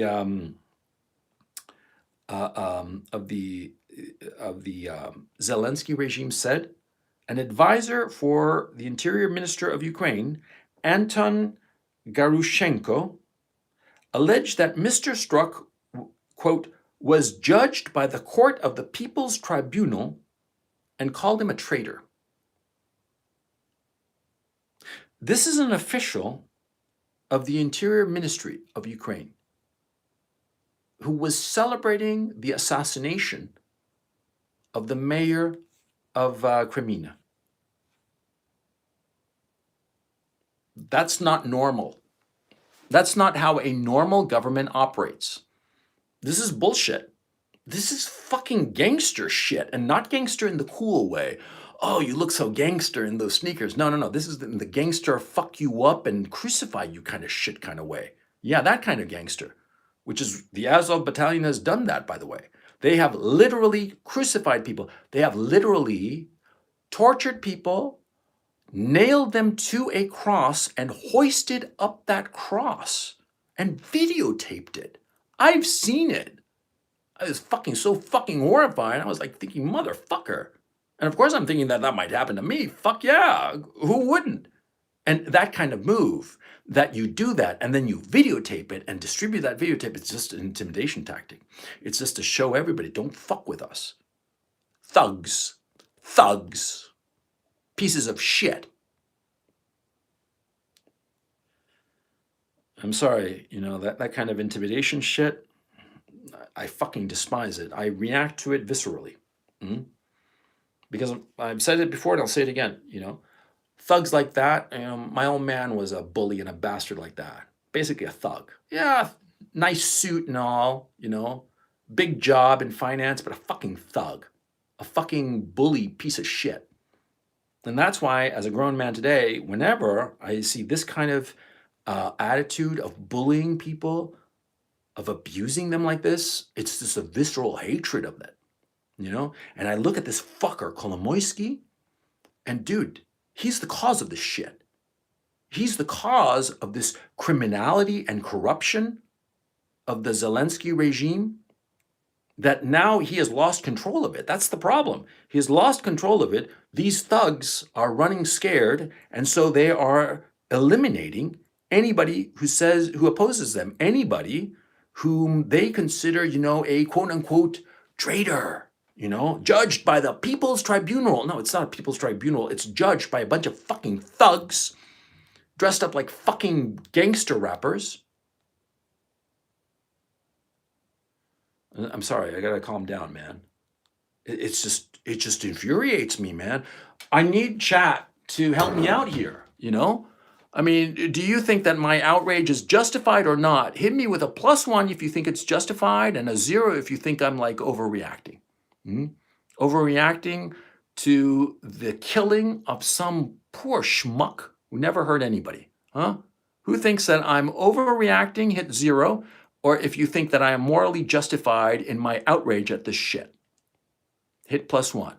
Thank you, chat. I appreciate it. I haven't seen a single 0, so that's good to know that my chat is, you fuckers might annoy me sometimes and insult me and call me all kinds of stupid shit and coach post, which, well, coach posting I kind of like, right? But it's good to know that you're morally on the right side of the equation. Yeah, thank you. Thank you. Now, this happened to Mayor Struk of the city of Kreminna. And you can look it up. Don't take my word for anything. Look it up yourself. It's on Daily Online. It's a Mail Online, rather, dailymail.co.uk. On the 3rd of March, all you have to Google is Daily Mail, Mayor Struk, S-T-R-U-K, and you're going to find him lickety-split, okay? Then let's see the next story. Oh, yeah, the next story is fucking horrifying, man. See, a deputy of the parliament in Ukraine, Nestor Shufrik, and I'm sorry if I'm mispronouncing his name. Now, I posted this on my Telegram channel. You can find my Telegram channel. It's a link in the description. And I posted it today. You just have to scroll back a little bit from the last post.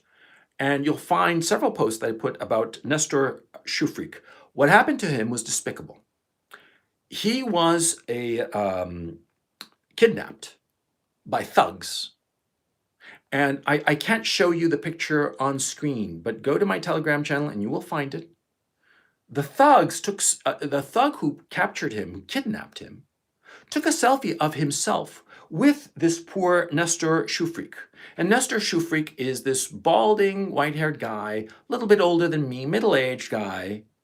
He is a lawmaker in Ukraine's parliament, and he's pro-Russian in the sense of pro-ethnic Russian and pro-Russian language, which has been prohibited. There's been persecution of the Russian language speakers and whatnot during the last 8 years, and Zelensky was zealous about it, how he shut down news stations because of it and all the rest of it. Well, Shufrik called for he said he wanted to bring the boys back home, which is a milquetoast sentiment.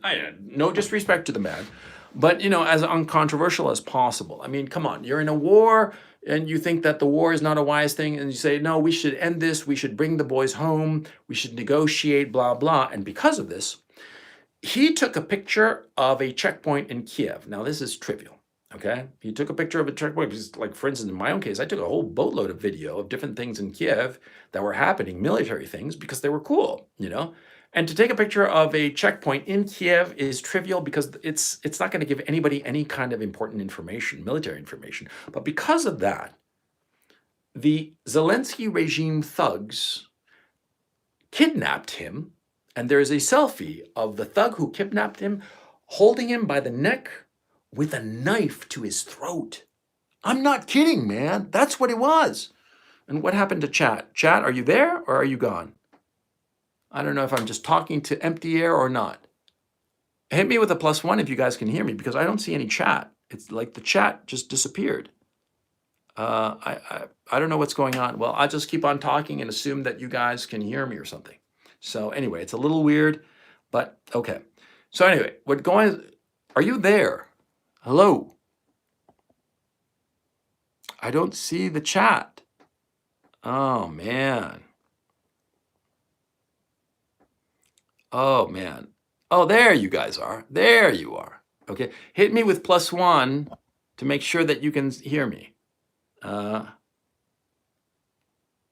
don't know what happened. I don't know what's going on with the chat. I don't know if I winked out or what. What time is it? 7:24. And let me see the last time of this. 7:22. Did I get interrupted? You guys got to help me out, because I have no idea if you guys are actually seeing me or not. Let me go to the computer and quickly see if my live stream is on or off. Oh man, I hope I'm not off, you know? Let me just quickly check this.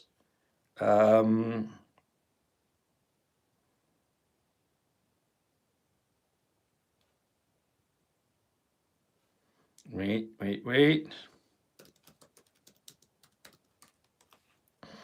Okay, oh man, it's really fucking...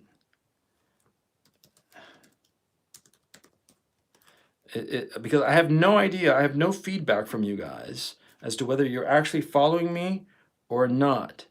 And so it's... wait a second here. Oh, great. So let me just mute this. Okay, sorry about that, chat. Okay, what happened was, so that you understand, I'm doing this on my phone, and I have like a really second tier computer laptop that I'm using. It's just for writing, okay, and basically, and so yeah, I was like, too many lies from the serpent. That was last comment, and I'm trying to figure out what's going on, if you guys can actually see me or not. I don't know what the hell is going on. Can you guys, just chat anything? Am I just, all on my own or what? What the hell? I'll get back to the topic at hand.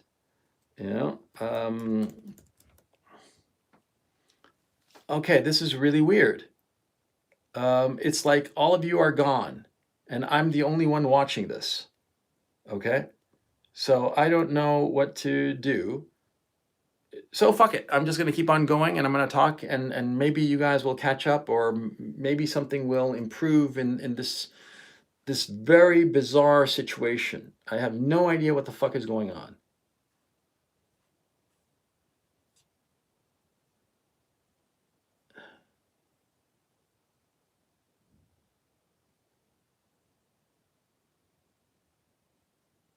Oh man, it's like there's nothing going on. This is just really, really fucking bizarre.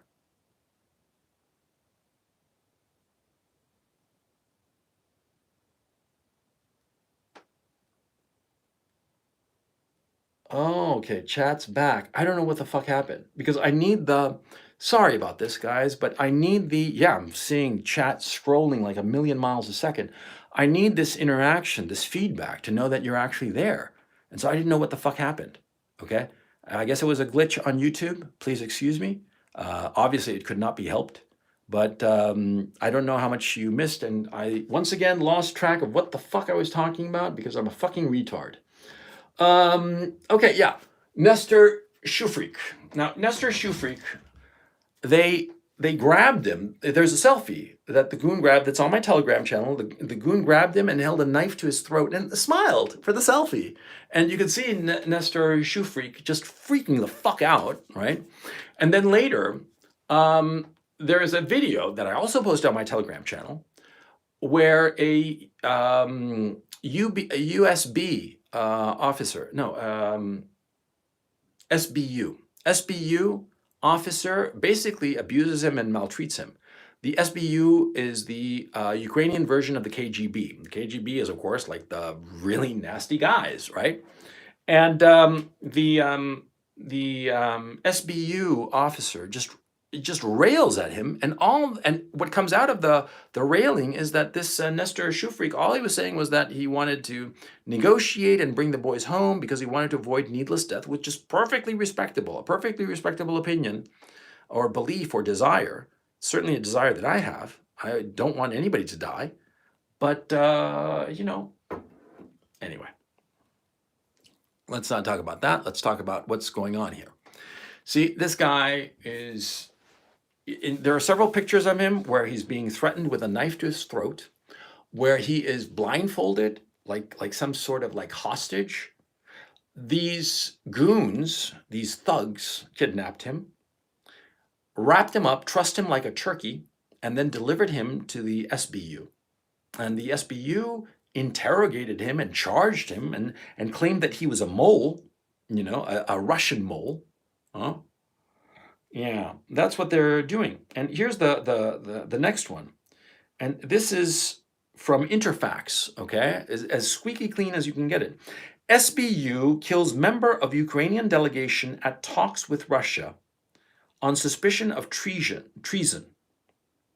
I mean, get the fuck, this is one of those thugs that was representing Ukraine in the negotiations with Russia was assassinated by the SBU. The Ukrainian Security Service, SBU, shot and killed Denis Kyriev, okay? A member of the Ukrainian negotiating team at the first round of negotiations with Russia in Belarus. They shot him while attempting to detain him. And that's something, huh? Okay, they shot him while trying to detain him. Ukrainian parliamentarian Alexei Honcharenko said, quote, during an attempt to detain Denis Kyriev, a member of the Ukrainian negotiation delegation, the Ukrainian Security Service shot and killed him. He was suspected of high treason. So great, if you get suspected of high treason, you get the bullet. Yeah, fuck the rule of law. Fuck this whole, trial by jury or any shit like that. Just shoot them all. Kill them all. Let God sort them out. That seems to be the motto here. Now, why am I highlighting these three cases? There are rumors that a lot of people have disappeared, been shot, been whatever, over the last week or so. And I pointed out this mayor, Vladimir Struk, who, and I mean no disrespect to his family, certainly not his family, and no disrespect to his memory, but he was a very minor politician. I mean, in the scheme of things, he was trivial. I mean, a mayor of a city of 18,000 people, very respectable, but again, in the scheme of things, very small. In my own case, I am a YouTuber with a combined 350,000 subscribers, and I did a video that was repackaged in Russian and added some commentary, and that video went viral all across Russia and Ukraine and apparently Poland, actually around the world, right? And so some thugs showed up at my home, my actual home, okay, looking for me. So what the fuck you think is going on? If they're looking after a microscopic e-celebrity, if they're going after mayors of tiny little burgs, if they are assassinating their own negotiators, what the fuck you think is going on, man? What's going on? These thugs are like rats on a sinking ship, and they're getting desperate. And they're lashing out at whoever they can because they know they can't beat the Russians. And they're terrified of the Russians because the Russians have said, you're dead men. And deservedly so. And especially the way that they are acting now. You see, Kolomoisky put these thugs as the muscle. And he used these thugs. He put them there deliberately and used these thugs to control Zelensky and have Zelensky implement the policies that he wanted, that Kolomoisky wanted. And now that the situation is deteriorating in Ukraine, these thugs are realizing that they're on a sinking ship and they're lashing out, they're broken away from Kolomoisky. This is my belief, and we will only find out when this is all over. They are lashing out. They are going after anyone that they perceive as an enemy, anybody that they can reach, that they can grab. Because this is what happens with bullies, with thugs. When they come across a stronger force, they knuckle under, right? But then they lash out at somebody weaker. Now, I know this for firsthand experience for the reasons I explained before. Okay? The old man, my old man, was a fucking pathetic little piece of shit bully. And because of that, because he was a chicken shit faggot coward who couldn't stick up for himself and stand up to bigger men than him, he would lash out at me, a little kid.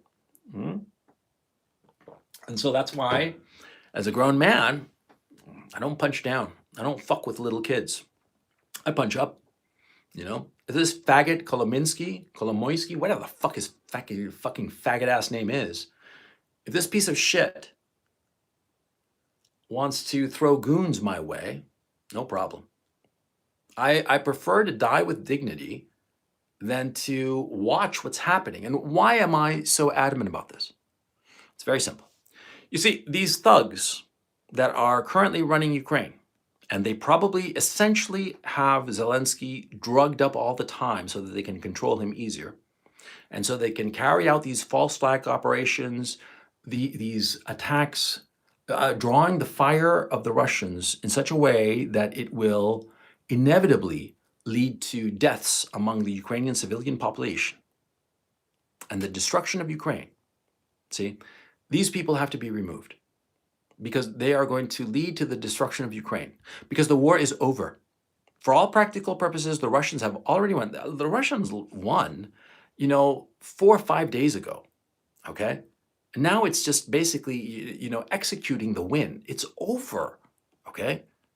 But these gangsters, these thugs, these truly evil people who have control of the government, well, these people, they are going to drag down Ukraine. They are rats pulling down the Ukrainian people, drowning them. And they will destroy Ukraine. And on top of that, some of them, some of the videos of them are just scary because they're insane. I mean, and I say this, I'm not saying this hyperbolically, okay? I'm not saying that they are crazy people. Like a lot of people in the West say that, Putin is crazy. No, he's not crazy. He's very, very sane, very, very rational. And what he did was completely rational. Had I been in Vladimir Putin's shoes, I would have invaded Russia, I would have invaded Ukraine maybe 4 or 5 years ago, at least. Frankly, I mean, that's how provocative so much of the last few years has been, okay? And so, and I'm saying this sincerely, and I do not mean any disrespect to the Ukrainian people, but looking at it cold-bloodedly, rationally, even-handedly, the provocations were too much, and the risk is too much. And so anyway, what's going on now is that these thugs, they want to prolong this war as long as possible because as long as the war is prolonged, they survive. And of course, to prolong this war, it puts civilian infrastructure at risk. The cities of Ukraine will be shattered. The people of Ukraine will flee or be killed. This will be a disaster for the Ukrainian nation. The war must end as quickly as possible because it's over. The war is over. It has been lost. And the fools in the West who keep cheerleading this war, who keep saying that, keep on fighting, I stand with Ukraine, you are encouraging people to continue fighting in a war that they cannot win. And we have seen what happens when people surrender to the Russians, like what happened in Kherson. The city of Kherson, a major city, a major port, surrendered to the Russians. And what did the Russians do? They let the city of Kherson continue raising the Ukrainian flag. They did not remove the mayor or any of the bureaucrats in the city. They organized humanitarian relief, help for the citizenry. Are the Russians saints? No, they did it for a very practical political reason, because they do not want to alienate the Ukrainian population. That's why they did it. It's not that they're saints, they're simply practical. okay? But if practicality gets a good humanitarian result, fine. It doesn't matter the motivation. The result is what matters. And the Russians, for pragmatic political reasons of their own, have decided that they are going to treat the citizenry of Ukraine as gently as they possibly can because they do not want to have an antagonistic population. That's fine by me. If bad motivations lead to positive results, fine, you know. But the thing is, see, a lot of people think the converse, that, see, good motivations might lead to horrifying consequences, and that's acceptable. You know, the honor of Ukraine, we fight to the death, we fight to the last building and the last man and the last woman and the last child. It seems very noble, right? But the thing is, see, the people making these calls are rats. They're thugs. They're criminals. Kolomoisky and all his goons. Goons that he has lost control over, who have taken over the government. That's my belief at this time. And the evidence that I've shown you of these 3 individual cases, and you could say, oh, that's anecdotal. Dude, come on. You know, when you see people being assassinated and celebrated by the government, bureaucrats, mayors being assassinated, and the bureaucrats in the Ministry of the Interior celebrate it, it's not anecdotal. The government is criminal. The Zelensky regime is criminal. And that's a fact. And so we have to ensure that these criminals are expunged. Yes. Because these criminals, I mean, you see some of their videos and they're psychopaths. And these people do not care at all for the lives of the Ukrainians. If it means that 10 Ukrainians die so that they can live another day, they will do that. That's how evil these people truly are. They're criminals. They're thieves, murderers, rapists. They're the worst sort of people, and they are running the Ukrainian government, and the West is supporting these people. You who are in the West today, you are supporting a criminal regime, a literal criminal regime. This is what they are doing. They are throwing away the lives of Ukrainians so they can save themselves. And so I'm begging you who are listening to me, recognize what's going on. Don't be sucked in by this bullshit narrative. That's all smoke and mirrors. It's all bullshit. It's all lies. And we've seen these lies countless times. The ghost of Kiev, the 13 sailors, all the rest of it. The false flag operation, the provocation at the Zaporozhye power station. All of this leads to the same conclusion. These people will do anything to manipulate the West into joining in this war. And this war cannot be won by the West. Because the Americans and the Europeans, they don't care that much about Ukraine, but for the Russians, it's existential. They will go to the mat over Ukraine. They will go all the way, and they've said so. Vladimir Putin, on the very day that this invasion started, he said, any outside interference will be a declaration of war to Russia. He's not fucking around. He's a man of his word. And he says that, you know, you do this and I'm going to fuck you up. He means it. And even if you beat him, it's going to cost you so much that is it really worth it? Huh? And that's quite aside from the fact that the Zelensky regime is not this squeaky clean, oh, they're so shiny and pretty and heroic and all this bullshit. No, they're criminals. Do you understand me? Hit +1 if you understand me. If you understand me, hit me +1. If you don't understand me, just wink out. Just drop the stream and go away. Because come on, man. I mean, it's so fucking obvious. Thank you, chat. I appreciate it. You know, because it's so fucking obvious that these people are the worst sort of people. And they've got to these positions of power by a series of events, by the ambition of an oligarch who wanted to be president and he got BTFO'd. And so he found a puppet in Zelensky, an attractive, good-looking, charismatic puppet, but a puppet nevertheless.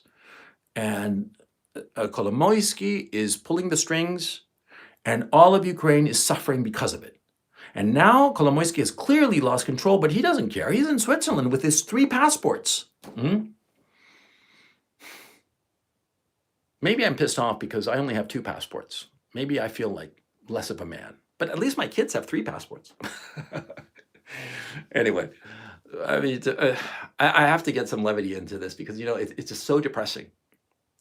I truly love Ukraine. I live here. They're lovely, lovely people. Mhm. And it so hurt me to realize and discover that many people in Ukraine consider me a traitor because of my realistic assessment of the Ukraine situation at the beginning of this war. It truly pains me. Mhm. Because I want only the best for Ukraine. I have no incentive. And quite frankly, like I said, I have 2 other passports of other countries that are not Ukraine. I can live anywhere. Okay? My Chilean passport has been called the Swiss Army knife of passports. I can literally travel to every country on the planet on my Chilean passport. Yeah, even North Korea. I looked into it. Yeah, it's a great, great passport, much better than the American or the British or the European. Mhm. Because I can go to places that Americans and Europeans can't. Iran, North Korea, Cuba, awesome, right? I don't need to live in Ukraine, is my point. But I like living in Ukraine. I like the Ukrainian people, even though I don't speak the language. They've always been so kind to me and so welcoming. I don't want to see them suffer needlessly. And especially, I don't want to see them suffer because they follow a regime of criminals. Because if they followed a government, a leader, or a group of leaders who were men of principle and honor and dignity, I wouldn't be making this live stream, quite frankly. I would say, yes, follow those leaders because they are decent, good, honorable men. And if that means, Ukraine is destroyed on a principle of moral dignity, okay, it's a huge price to pay, but I would understand it. But my terror is that Ukraine will be destroyed just to salvage some criminals, which I think is the worst fate imaginable for a nation, for a people, to suffer needlessly for criminals. And the empire of chaos, the empire of lies, the United States, is encouraging this, encouraging the prolonging of this conflict needlessly. I have children. If something happened to one of my children, my soul would die and never recover. I know that without a doubt, okay? I think of a parent of a Ukrainian soldier, some 19-year-old boy, full of promise, full of life, to think of him dead in a ditch. And I've seen such videos and such pictures. And it just breaks my heart. I mean, I look at them and I want to tear my eyes out. I want to pull my hair. I want to scratch my face off. It's horrifying to see a young man dead for no reason whatsoever. It's horrible. As an older man now, because I'm middle-aged, I look at that loss, and it's a loss that cannot be articulated. I cannot explain how horrifying it truly is. And I hope, and I truly mean this, and I hope that you never experience such a loss. I pray to God that I never do. I would not survive it, quite frankly. And so I think of the mothers and the fathers and the brothers and sisters of such young men who die for nothing in this conflict. Because there's nothing to be won. It was a horrible, horrible miscalculation and deception by cruel people, and I've discussed them in other videos, and I will discuss it again in future videos. But I want you to understand that my intention is to avoid needless destruction and, most of all, avoid needless loss of life, especially of the flower of a nation. Because these young boys, these 19-year-old soldiers, they are the flower of a country. After World War I, France and Great Britain never truly recovered because they lost the young men of industry and energy and intelligence and talent. They were all thrown away, their lives thrown away in the First World War. And those 2 countries never recovered. And Germany, as we see now, has never recovered from World War II. And Russia itself, was severely damaged by World War II. And it'll be something if it manages to survive over the next 70, 80, 100 odd years. Yeah, because it really is slipping. Mhm. And Ukraine, let's not even talk about Ukraine. The terrible tragedies that have befallen Ukraine. The three famines, because it wasn't just one. Everybody remembers the famine of 32, 33, but also the one in 21 and 25. Mhm. Ukraine has suffered horribly. Huh?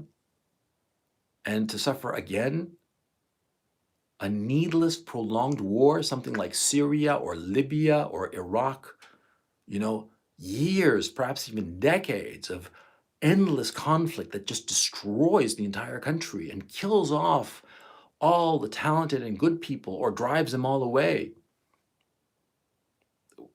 I want to avoid that. I don't want that to happen. I don't want that fate to befall Ukraine. If that makes me a traitor, if that makes me a Quisling, if that makes me a Putin apologist, fine. But that's my motivation. And that's why I did this live stream. And I'll continue to do live streams on this channel. Please subscribe to it. But I want you to understand my motivations, to understand it very, very clearly. I'm very serious about this. This is a hill that I'm willing to die on. And you who are my audience, I know that most of you are in the United States, in the West. And so take what I've told you. Don't believe what I said. Look it up. Look it up for yourselves. See if what I'm telling you is true. See if I'm lying to you. Look it up. Make up your own minds. And tell other people. If each of you tells just one other person, soon enough, they will tell other people and hopefully wind down this war. Because my terror too is at this time that this war, this invasion by Russia of Ukraine, might widen and become a horrible, horrible cataclysm for us all. Okay?